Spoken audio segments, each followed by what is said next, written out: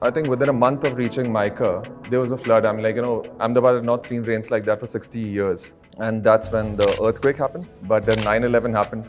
So as soon as 9/11 happened, then my PPO was rescinded. And like, oh shit, now to get into the placement cycle. Now placements were coming up and then Godhra happened. When we were graduating, we gave ourselves a t-shirt with the name written, "The batch that survived it all."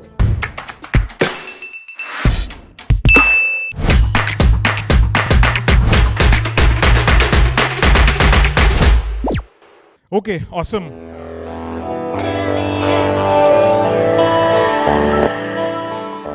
MICA journey is a little interesting. You were telling me that, in between Gujarat riots and the kind of economic recession that US was going through, the labor market crisis that was there, 9/11 happened. All of this was happening while you were in college, right? So how was that experience like when you ended up in MICA? Were you scared? Were you thinking that, kya chal raha hai yaar? I think within a month of reaching MICA, there was a flood. I mean, Ahmedabad had not seen rains like that for 60 years. So the entire campus was flooded. There were snakes, scorpions. I'm like, okay, can't get worse than this. But then fast forward to 2001, my now wife, at that time girlfriend, her dad was commanding a brigade at a place called Dharandra. He was a brigadier. So we were there on 25th Jan, 4-5 friends of us, because 26th Jan being a holiday. And that's when the earthquake happened. We didn't realize the enormity of the earthquake because you're out near Run of Kutch, open wide spaces. When we came back to the campus, then we saw the city had been flattened. I mean, you saw tall skyscrapers broken down in half. And then summers happened. Then I think I did decently well during my summers. I got a PPO. So I was really chilled out. I was happy. But then 9/11 happened. So as soon as 9/11 happened, then my PPO was rescinded. And like, oh shit, now to get into the placement cycle. Now placements were coming up and then Godhra happened. So, and at that time, internet wasn't so big that you can have online calls and all. Economy was in a bad shape after 9/11, if you guys have read about it. So whosoever was gonna come to the campus, didn't come to the campus. So we used to get there used to be a 4-hour break from 4 or 8 hours break, I don't remember what, from midnight till early morning. So we used to just ride down to Kalupur station, take the train, go to Bombay for interviews, come back. So MICA was insane amount of fun, irrespective of all the things that I'm telling you. I think the 2 best years of my life. And when we were graduating, we gave ourselves a t-shirt with the name written, "The batch that survived it all." I think a similar batch who survived was the pandemic batch, and probably they have seen a lot as well, and you might just meet a lot of them while you hire from that pandemic batch later on. Gaurav, a lot of people consider MICA to be the OG of marketing. Why do you think this status has been given to this particular place? I think the first and foremost thing is the DNA that MICA imbibes. I had a very good CAT score, but not on a sectional basis, which is why I didn't get any IIMs call. I got an SPGen call. But the fact of the matter is that MICA was generous or curious enough to actually even get a person like me in. And that's where we had insane amount of heterogeneity. You had you had a lot of people from humanities background. You had a lot of engineers coming through. I'm a commerce graduate. I came through. And most of us were freshers. A lot of postgrads actually put a lot of focus on 2, 3, 4 years of work ex. I think what MICA, at least back then, I think MICA has also gone down the whole work ex route now and so on and so forth. But then at that time, you had the most bohemian, the most heterogeneous crowd in the country. And marketing, what I've understood till now, after being in this field for some time, is that you have to be insanely curious. You have to read or educate yourself about things that you might not even know will impact your work. So that curiosity, the inherent curiosity was the DNA of MICA, which is what is the biggest muscle that a marketer can have. And that's why I think MICA does well in marketing on growth functions. You mentioned that there were issues in terms of placement, and did that hamper your expectation that you had? So for example, when you go to a B school, when you spend some amount of money, you have an expectation in mind that I am definitely going to get the desired amount of ROI from the course that I have done. So full disclosure, I was the last person to be placed on campus. In fact, I wasn't placed till the convocation. I was placed the day after because I didn't like a couple of jobs that came my way and I got out of the placement cycle. But then there are 2 aspects to how I thought about the placement. Your question about ROI, show of hands, maybe I can just ask you. Fees between 10 to 15 lakh for the postgrad schools you guys are going to, raise your hands if it's that. That time is gone. I'm gonna come. 15 to 20. Okay. 20 to 25. Okay. 25 and above. Wow. Okay. Mine was 2 lakh rupees. Right. So I was never too concerned about that thing. And weirdly enough, Paul, I mean, even when I was getting out of the campus without a job in hand, I had no issue, very frankly. That might be because of my background coming from a business family. You've seen highs and lows, so these things didn't like faze me too much. In fact, which is why I started my own business a year down the line. So, I mean, like, I wasn't too bothered about not having a job when I was going out of campus. Gaurav, do you think that this particular element that you brought in, that it was just 2 lakh rupees that you spent, and probably it was not that big for you? For a lot of people, that probably is not the case. They're spending so much money and they probably would want to become an entrepreneur, start something on their own, but they are bogged down by the financial constraint. I was just hearing somebody, I mean, I was just eavesdropping. I should not have done it, but somebody was talking about, how their bank loans are shifting from one bank to the other, and what are the complications that they're having because they're going to join a B school. Like that element of paying back that loan is always in the back of their mind. So does that change the kind of decisions that you take as an individual also while you are done with your B school? And can you take these risks?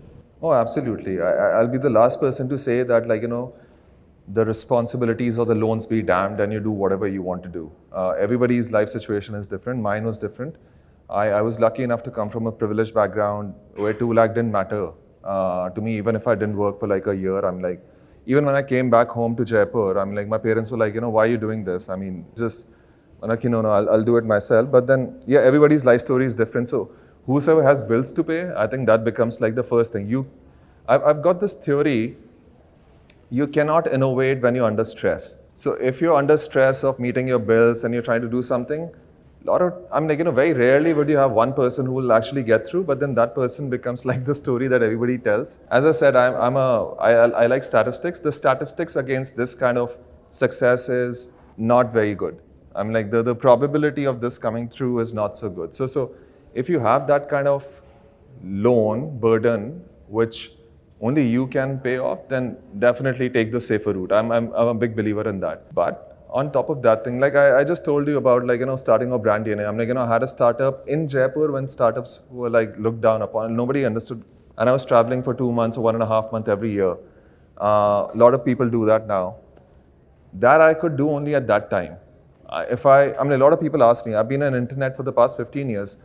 I meet investors, I meet peers, I meet other founders, very, very big founders. They're like, why am I not starting off? At the life stage that I am at right now, of financial responsibility, which might not be a loan, but as a father, as a son, as a husband, or whatsoever, or my expectations of my lifestyle, I might not be able to do a startup of my own today. So I think I'm a person who's a little bit rational, but then if you have to take a risk, look at your cost of failures. Even if everything goes pear-shaped, what is it that you have to lose? And I believe that you are all going to get into postgrad now.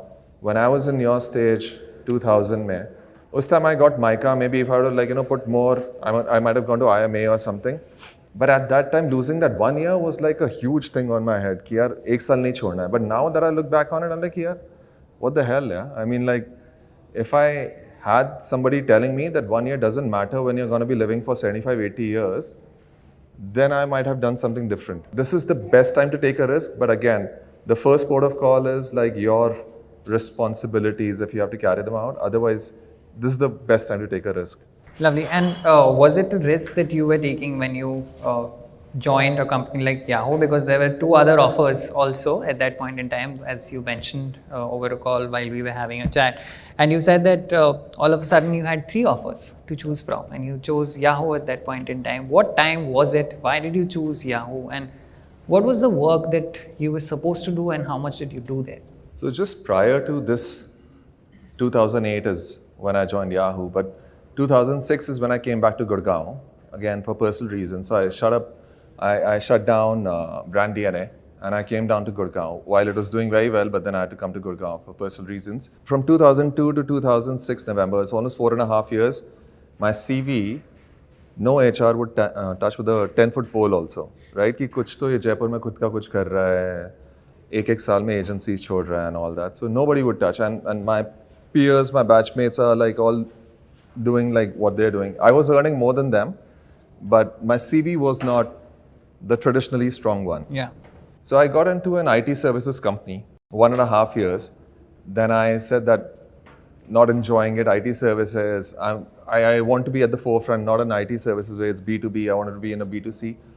At that time, I had 3 job offers. One was another IT services company called Vinkalam. It powers all the retail backend of Myntra and ICAs of the world today also. HCL Tech as an assistant brand manager, which would have been a really big thing, and Yahoo.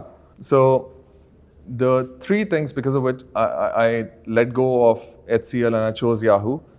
The silliest one, I stay in Gurgaon, Yahoo is in Gurgaon, Noida, HCL, I'm like, let me cut down my travel. That is the stupidest one. But then the next 2 were very well thought of. I wanted to get into digital. Digital was just starting off in India. And Yahoo is the mothership of all consumer internet companies. I'm like, while you guys might not have any Yahoo mail IDs and all that, because I think it was a little bit earlier, but then Yahoo gave rise to some of the best technologies that we are using today. So I wanted to get in digital. Yahoo gave me a chance, so I went to Yahoo. And the third thing was that I wanted to do sales. I'd never done sales in my life prior to that. Halaki for brand DNA, I was like going and pitching and doing whatever. But then I wanted to learn sales because again, coming from business family, I understood the power of actually generating sales through your own hand, but I did not know how to do it. So Yahoo was giving me a sales role, team of 1 across the entire country of mobile internet. Right, so I did not know anything about mobile internet. Mobile internet was nothing at that time, let alone internet. So, but the next 1.5 years were insane because I took mobile internet to all parts of the country. As a solution perspective, learned how digital impacts marketing or works for marketing. And I learned mobile marketing before I learned digital marketing. So that was like a really weird curveball. And then for the next 3 years, I was heading one of the largest revenue verticals for Yahoo. By the time I left, I was generating about 24-25% of Yahoo India revenue. I went to Yahoo. Any struggles that you faced during this time? Because what was happening at this particular role was, for the first time, you were in a setup which is pretty big. And for the first time, in the truest sense, you were in a corporate job where you were handling challenges, day-to-day challenges. आज इसको कुछ deliver करना था, वो नहीं आया. You have people challenges also. You have pressure from your bosses also. You have pressure of going to, meet somebody on a cycle while you are in your sales stint. Anything that comes to your mind from this particular experience? Digital was something that nobody understood in the entire country. And Yahoo was an extremely aggressive sales company. So all of a sudden, you're trying to pitch solutions that you yourself don't know what they're going to be doing for your client. But that is the first big roadblock that gave an insane amount of learning, that you have to understand the stakeholders' point of view as good, if not better than that person. Because once you understand what that person wants in his or her professional capacity, then you'll be able to do better. And I think because I used to go and ye Yahoo ka email hai, ye le lo. I'm like, people like, what the hell do I do with that thing? Because I was pitching it from an inward perspective. Justice to my role, then I have to understand what does Yahoo do for the other person. And that kind of curiosity was the single biggest learning out of that roadblock. The second big roadblock, Paul, was that funnily enough, I was the one who used to land the really big deals, like a couple of $1 million annual deals and so on and so forth. Some of them were governmental deals. And I was still fairly early in my career, 6-7 years, and governmental deals were shady. Yeah, and all of a sudden you have Yahoo, which is like a US company, zero tolerance for even a rupee here and there. And just to navigate through that kind of a cesspool was quite high pressure because you have to deliver revenue also, but the other guy is not gonna sign off on the things. Like I used to pitch to the Commonwealth. So those you can who are understand not aware of why we are chuckling at Commonwealth, please go back and read a few headlines as to what happened. And yeah, I mean, that's part of the murky world of corporate, as we call it. But yeah, I mean, continue, please. Just to round it off, I mean, the worst thing is nobody teaches you about these things. So guys, I mean, what starts to happen is the worst thing that happens in corporates is that they promote you. right? And that might sound very counterintuitive. Everybody wants to get promotion, more money, more responsibility, better designation, that corner office. But the fact of the matter is that nobody trains you for the responsibilities that come through with that promotion or the pressures that come. So all of a sudden, when I'm like, in the same room as the Commonwealth officials, and they ask everyone else to go, and you are the only one who's pitching to 4 or 5 people, and they have an explicit ask, how do you navigate that without letting go of your ethics or your company code and so on and so forth? I think after repeated failures, then we kind of like landed that deal without paying anything and so on and so forth. But that is maybe one thing that you guys should be thinking about. Nobody's going to be teaching you for the next step that you take. So when you go to your postgrads and so on, so it's going to be a step jump from your undergrad. Don't expect somebody's going to coach you कि अच्छा अब ये करना है, ये करना है. It's going to be on the job learning. Unfortunately, I think things have gotten better, but then I don't think it's where it needs to be.